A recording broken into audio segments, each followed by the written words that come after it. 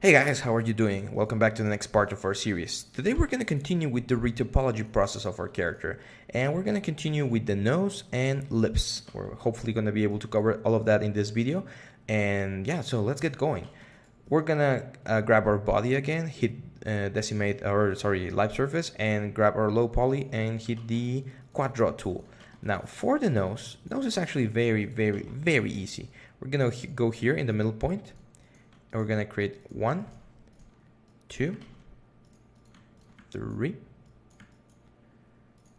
4, 5, 6, 7 for now. I always like to count my polygons so that I know how many polygons I'm working with. And the important thing to notice about the face, and actually I should have done this earlier. If you go into Google and just Google face topology 3D, you're gonna see a lot of guides of how topology is supposed to go. And there's really no wrong way to do it. Like there are wrong ways to do it, but most of the guides that you're gonna see here are okay. For instance, this guy where the eyes flow into the nose, it's not bad. It's not perfect either, but it's not bad. This guy where everything kind of flows downwards, that's totally fine. I personally like to use this one right here, which is the one I'm showing you. And that's, again, the goggles, and then the Green Lantern kind of thing. And now, as you can see here, we're going to have a loop going around the nose, down the mouth, or the side of the mouth, and into the chin. And a very interesting loop here on the nose. If you go and look at the Uncharted models, the Horizon Zero Dawn models, and all those models, you're going to see that this is very common. I'm just going to jump here across the gap, and what I'm gonna do is I'm gonna use this border right here to pretty much go around the nose. So that's 1, that's 3, 4, 5, 6, 7. There we go. Now, why am I keeping it low? Because it's easier to connect this with this guys over here. See that? So this line from the eye is gonna flow into the nose. That's fine, because remember, we're also gonna have a very interesting loop going around the side of the mouth, like so. I'm gonna keep broad shapes for now, but this is one of the things that we're gonna have. And this is the one of the points that freaks people out sometimes. There is a very tense point right here on the nose, and you can see it on the reference. It's gonna be underneath that guy right here. So see how the eye flows into the nose. Some of the lines flow into the nose, and others will flow into the mouth. That's exactly what we're going for. So we already have a couple flowing into the nose, and then some others will flow into the mouth in just a second. Now, coming back here into the nose, I'm gonna try to close this nose with a square, like that.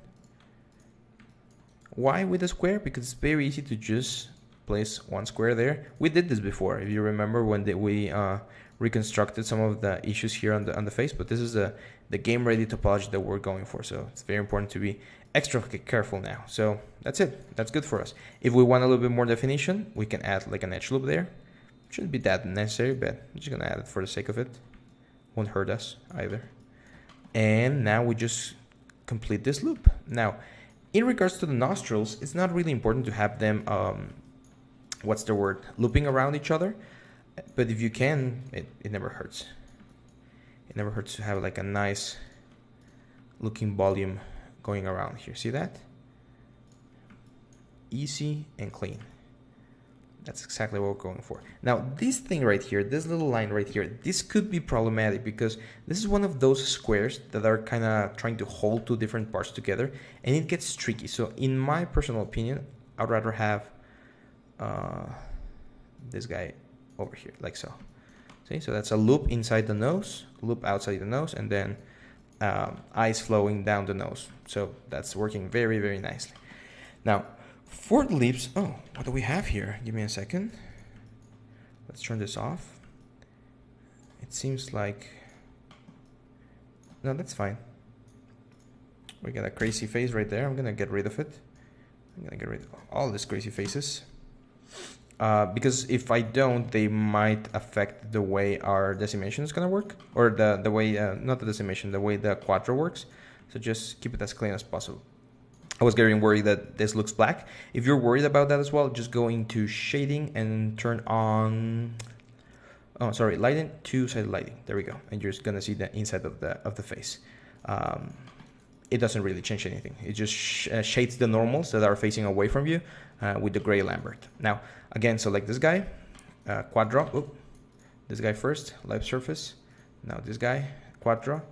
And I'm gonna go all the way to lips. So I'm gonna say 1, 2, 3, 4, 5. I always prefer to have even numbers, so I'm just gonna add one more line there and move these guys around a little bit. So that's 6, and in the number 6 we're gonna have 1, 2, 3, 4, 5, and 6. See that? That's very important. It's very important because, as I mentioned, we want these guys to have something to collide with in a very exact way on the upper side. Now I can pull these guys slightly lower because at any point I can just add one more line here and it will fix the curvature very easily. So always try to keep everything as nice as possible. I might need one extra line here because this is a very big area. That's fine. Mouths usually have a lot of area. So just keep pushing it. Move the borders, because if you do not move the borders and you try to smooth, things are gonna start collapsing into each other. So it's always important to move the borders. There we go. Now here's the tricky part. We need to combine this guy with several rays that are gonna be running all around the face. So the way I like to do it is I will ignore all of these faces for now. I'm just gonna kind of follow and say, okay, you know what? We're gonna have a big one here. So that's 1, 2, 3, 3, 4, 5, 6, and I know that I can just connect all of this, and then we're gonna have 1. This is camera based, so just move things around. 2. We're gonna have this one. It's very important. It usually goes in. Like you're gonna have these ones are gonna be slightly wider, and this is gonna be shorter because you kind of need to cover all of this underside of the chin, and there's no way to do that without collapsing the edge loops a little bit. So don't worry too much about that. And there we go. See that? A nice looking topology coming out of the mouth. Now the issue here is, how do we get this with the rest of the loops? If you did this properly, the way I've been showing you, most of the things should pretty much just connect easily. However, there might be some cases like this guy right here that kind of go around. It's like, okay, you know what? I kind of need an extra connection here or something to solve this issue, because otherwise I'm going to have too many lines going into the nose. And there are several things that can be done. For instance, triangles. We could add one triangle here, or we could add one extra loop. There's, again, several options. In my case, I think it's okay if we add just one line here. And that way, topology won't get extremely janky. So I add one line right there. And since I got an extra line here, I can move things around slightly. Relax them a little bit over here. Relax this guy over here as well.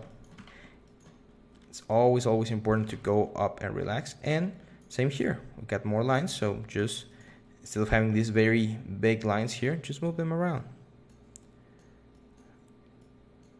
That's one of the advantages of working with low resolution, that you can do this kind of changes relatively quickly without messing up a lot of polygons. Imagine if our grid was as dense as the smooth version.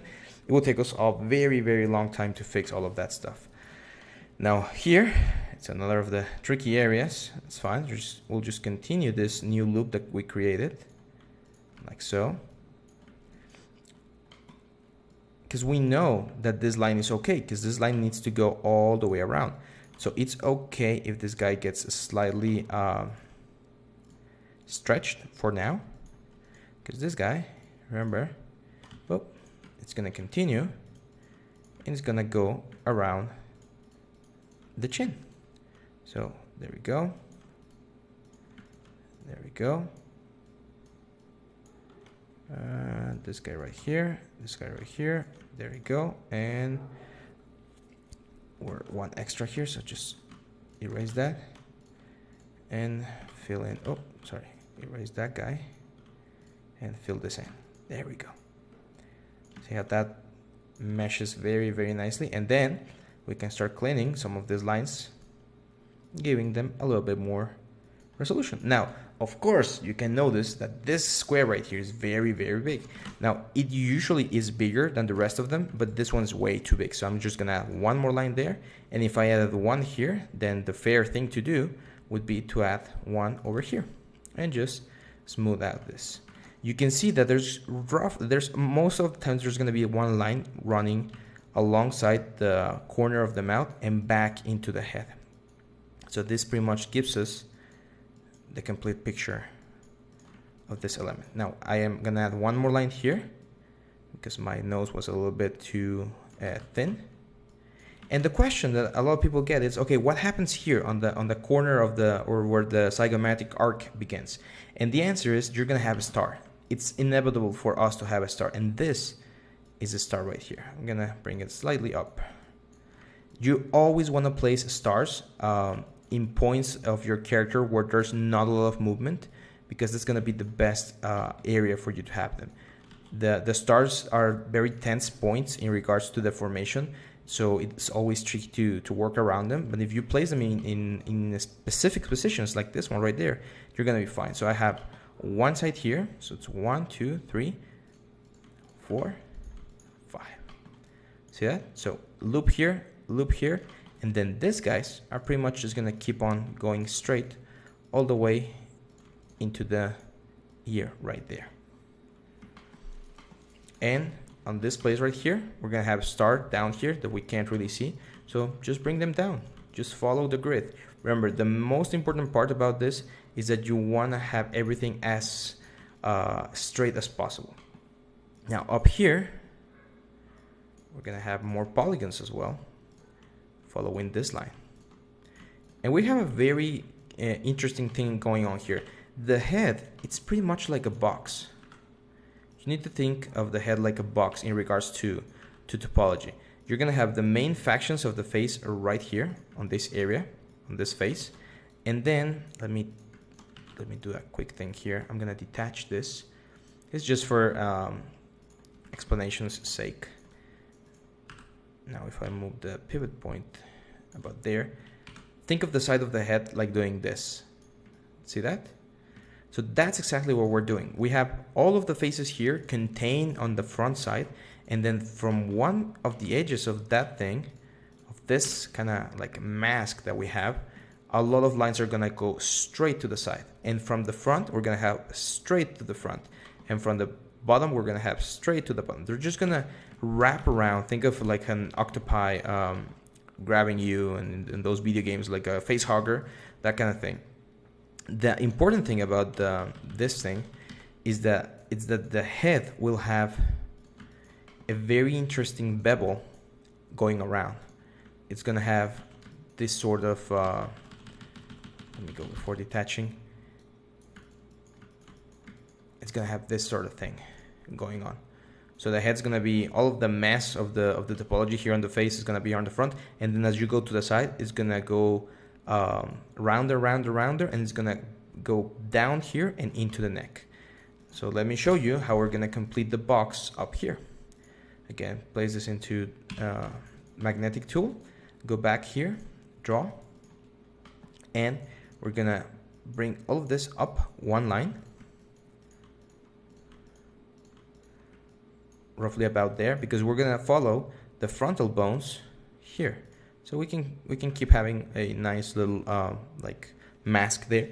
That's totally fine. But at this point, these guys right here, these four guys, are gonna start pushing to the back, like so. Now the advantage that we have in regards to characters is that we can simplify the upper side of the head very easily. because the hair is going to be covering it. So what I'm going to do here, it's a very common tactic, is I'm going to erase these faces, create a little like hexagon here. So see how we had 5 edges here and now we only have 4? That's a way to reduce the amount of polygons that we have here on the forehead without disrupting the flow of topology. And now we can easily complete these guys right here. Boom. Oh. Oh. Let's try again. Oh, come on, Maya, help me. There we go. And then just add 1 loop there. Maybe a couple more so that we get a nicer looking thing there. Now here is where the interesting part is gonna happen. One side of this guy, it's gonna start doing the curvature. Remember the bevel I just showed you with the box? So there's gonna be like a whole loop of faces that are just gonna try and follow the side of the head like so. Again, they do not need to be extremely or super small, because there's a lot of information that it's gonna be missed on the or under the hair, but we do need to complete this in a nice fashion like so. So we don't want all of these 4 faces to be just in charge of the rest of the head. That's why I'm adding a couple more loops here to complete this area. See that? We want a nice looking surface there, and we're gonna have this very interesting square right there. It's very, very common to have on the heads, this like triangle kind of shape. And that guy is pretty much going to be the responsible of changing the flow of the topology. We're going to have 1 more of those guys back here later on. So as you can see, our face is starting to be complete. Now we can get this guy beneath the chin and complete the underside of the head before we jump into the neck later on. And see how fast I'm moving? Usually character retopologizing or this process of retopology takes a long time, but if you do this method of working with low polygons and then smoothing, I can promise you that you're gonna be really, really fast. So that's what we're looking for. There we go. How we're doing on time? Okay, we're good. Let's go into the mouth real quick. Now for the mouth, we need to continue the loops of our mouth inside. Now it's one of those tricky areas, because even though we open the mouth, there's going to be a little bit of a problem trying to get in there. Now, how can we solve this? Count. I have right here my poly display on, which is on display, heads up display, poly count. So I can just isolate this guy, double click this loop, and it's going to tell me, hey, you got 14 faces on this loop. So that means that if I go inside the mouth, I can just start like counting and say, okay, it's going to be 1, 2, 3, 4. I know I gotta finish roughly about here. So that's 6. Sorry, that's 5. 6, 7. Oh, 7. Same down here. So it's 1. I'm looking at these lines here under me to make sure that I'm hitting the right amount of polygons. Now I can just isolate the object again and just make sure that I do have the 14 lines. 13, so I'm missing one, so it's 1, 1, 1, 1. It's right here. So I'm just gonna select this edge, and even though we're isolated, I can still move this around, which is amazing. So I'm just gonna add one here. There we go. And I won't be able to do an easy bridge here, but I'm gonna try. So I'm gonna say 1 to this guy. Whoa. To this guy. Oh, come on. It's going all the way around. Oh, there we go. And this guy to this guy. And we're gonna say bridge. And say 2 divisions. There we go. So that we get enough divisions there. Quad draw and just smooth a little bit. Just a little bit. Very, very lightly. Just to regain a little bit of the volume, because even if we try doing conform right now, It's one of those areas that doesn't really play well with this. Now, if this happens where your polygons are inside the geometry, just grab the vertex and move it. And since you have the snapping option on with the live surface, it's just gonna jump into the area that it's supposed to be. And there we go. Let's go. Okay, that's number 5. Let's turn this off. Isolate this, and I'm gonna go into the front view. I'm gonna select vertex, or actually let's go edge, and I'm gonna deselect all of the edges that are not part of the middle line, because one of the things that it's very common to happen is that you're gonna lose your center. So just align them with scale and realign them there. There you go. If you want to, you can do a quick mirror just to check how things are going, and everything seems to be going really, really well. Remember, this is not the final resolution. Our final resolution is gonna be this guy right here. Way more complex, see? But again, the important loops are gonna be there, and once we hit conform with our high poly, everything's gonna fall pretty much where it's supposed to be. So I'm gonna stop the video right here, guys, and in the next part we're gonna talk about the backside of the head and the ear. We're gonna be working with the final parts of the head before we move onto the arms, chest, and everything else. So keep on working, guys, and I'll see you in the next video. Bye bye.